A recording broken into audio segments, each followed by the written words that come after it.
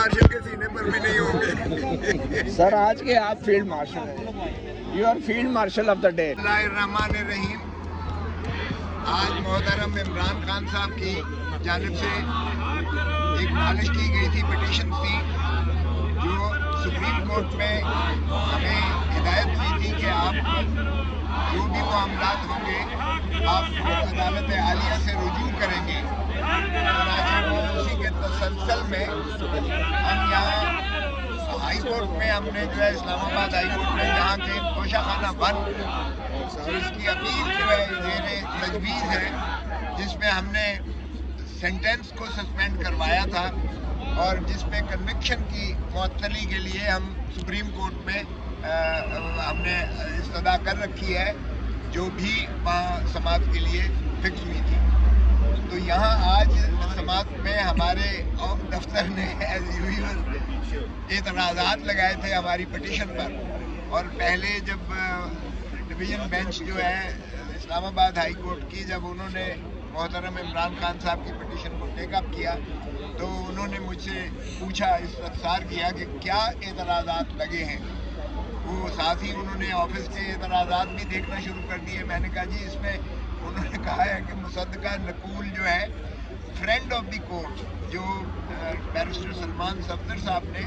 अदालत उज़्मा के chief justice साहब की सरबराही में 2 रुकनी बेंच के हुक्म पर जो उनको फ्रेंड ऑफ द कोर्ट बनाकर इमरान खान साहब की लिविंग कंडीशन के बारे में उन्हें कहा गया था कि आप जाके मुशाहिदा कीजिएगा अडयाला जेल में, और इमरान खान साहब की लिविंग कंडीशन के बारे में उस हुक्म का जो 24 अगस्त 2023 को 24 अगस्त 2023 का हुक्म जो है उसकी तकमील करवाना सुप्रीम कोर्ट ने जो है वो लाजिम समझा। और ये 3 साल के बाद ये देखिएगा कि हमारी जो है वो इस्तदा पर उस पर अमलदारी शुरुआत हुई। तो अटॉर्नी जनरल साहब को भी ये कहा गया कि आप जो है सुपरिटेंडेंट जेल अडयाला जेल की जानिब से भी आप रिपोर्ट कीजिएगा कि उनकी सेहत के बारे में और उनकी लिविंग कंडीशंस के बारे में जो है जो जिस तरह के वो अहकामात पहले चीफ जस्टिस की सरबराही में 3 रुकनी बेंच 24 अगस्त 2023 को कर चुकी थी, उसकी जो है तसलसल में आप रिपोर्ट कीजिएगा। चुनाचे वो ये 10 तारीख को ऑर्डर हुआ और 11 तारीख को उन्होंने जो है मुलाहिजा किया, और 12 मार्च जो है 2023 को ये सुप्रीम कोर्ट की 2 रुकनी बेंच ने उस पर जो है ऑर्डर्स किए और उनका मुआयना उस अंदाज से हुआ। लेकिन जो अमाइकस क्यूराई यानी फ्रेंड ऑफ द कोर्ट की 4 सिफारिशात थी। एक उनकी सिफारिश ये थी कि इनका मुआयना जो है किसी जो है अपना रेटिना स्पेशलिस्ट यानी कोई माहिर इमराज चश्म से जो है इनका मुआयना करवाया जाए, एक बात। और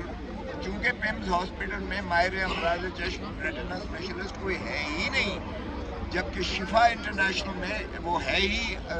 जो है आंखों का अस्पताल है और जनरल अस्पताल तमाम शोबे हैं, और वहाँ चेकअप होता है, वहाँ रेटिना स्पेशलिस्ट भी है और बाकी मुकम्मल जो है, चूँकि उन्होंने कहा कि इनकी जो है दांतों की भी तकलीफ है और इनका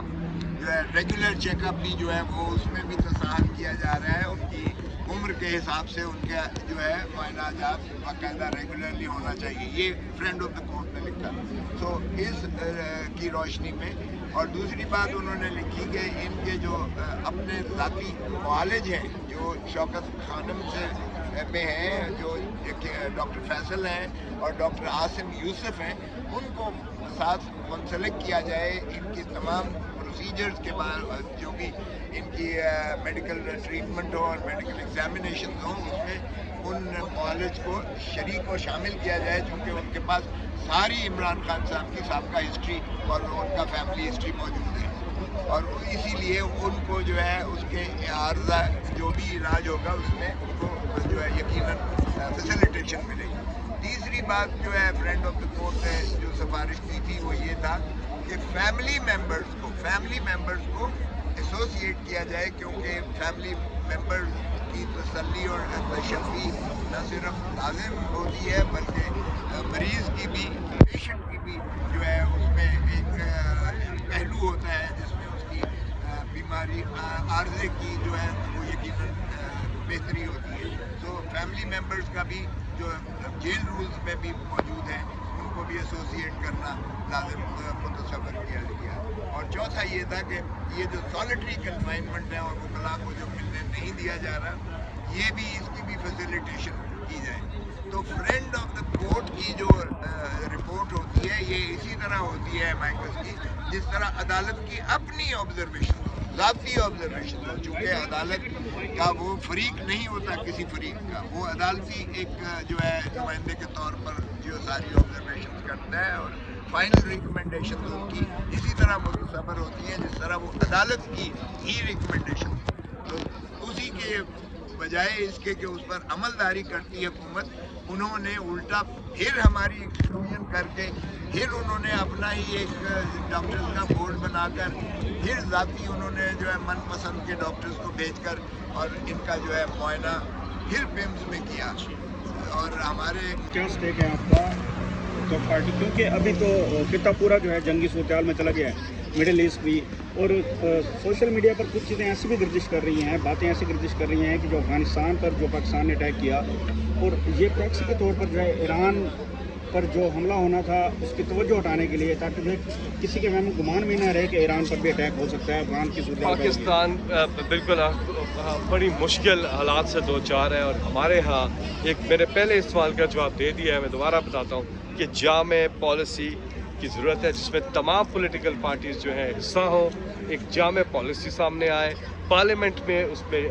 لے کر آئیں, ان کیمرہ ہو جائے, لیکن تمام پارٹیز کے اس پہ کنسنسس ہو, اور ایک لیڈر عمران خان اس کا بھی ان کا بھی شامل ہونا اس پہ بہت ضروری ہے. یہ کنسنسس سے فیصلہ ہوگا تو انشاءاللہ پاکستان کی طرف کوئی میلی آنکھ سے دیکھ نہیں سکے گا. ہم نے یونائٹڈ فرنٹ بنانا ہے اپنا, سب نے یکجا ہونا ہے, اور قوم کے حد دل عزیز لیڈر جو کہ سارے صوبوں کو اکٹھا کرتے ہیں عمران خان, ان کا اس پورے پروسیس میں شامل ہونا ضروری ہے. سر, بطور پاکستان تحریک انصاف پارٹی کے کیا اسٹیک ہے اس پر جو افغانستان میں اس وقت جنگ جاری ہے, کیونکہ عمران خان افغانوں سے لڑائی کے ہمیشہ اس کے خلاف ہی رہے ہیں, اب بھی جنگی صورتحال ہے, اس پر آپ کا کیا اسٹیک ہے, پارٹی کا کیا اسٹیک ہے؟ دیکھیں, ہماری پارٹی نے اپنی پوزیشن اس پہ واضح کی ہوئی ہے. ہم چاہتے ہیں کہ اس پہ کنسنسس پیدا کیا جائے, جو بھی میجرز لینے ہیں, جو بھی حکمت عملی افغانی ہے. ظاہر ہے پاکستان جو ہے وہ ہمیشہ سے ہم شکار رہے ہیں, ہم وکٹم رہے ہیں اس کا, ہم تو وکٹم رہے ہیں. پاکستان نے جتنا کردار ادا کیا ہے اور عمران خان نے جتنی آواز اٹھائی ہے پاکستان کے لیے, پوری دنیا میں کسی نے شاید یہ آواز اٹھائی ہو پاکستان کے لیے جتنی عمران خان نے انٹرنیشنل فورمز میں آواز اٹھائی. کتنے لوگ ہمارے شہید ہو گئے, ہم نے اس کے لیے کتنی قربانیاں دی ہیں, اور آج آ کے ہم پھر دوبارہ سے اس میں دلدل میں چلے جائیں, ایسا نہیں ہو سکتا. اس کے لیے ضروری ہے کہ کنسنسس پیدا کر کے یونائٹڈ فرنٹ پہ اس مسئلے کا حل نکالا جائے. Thank you sir.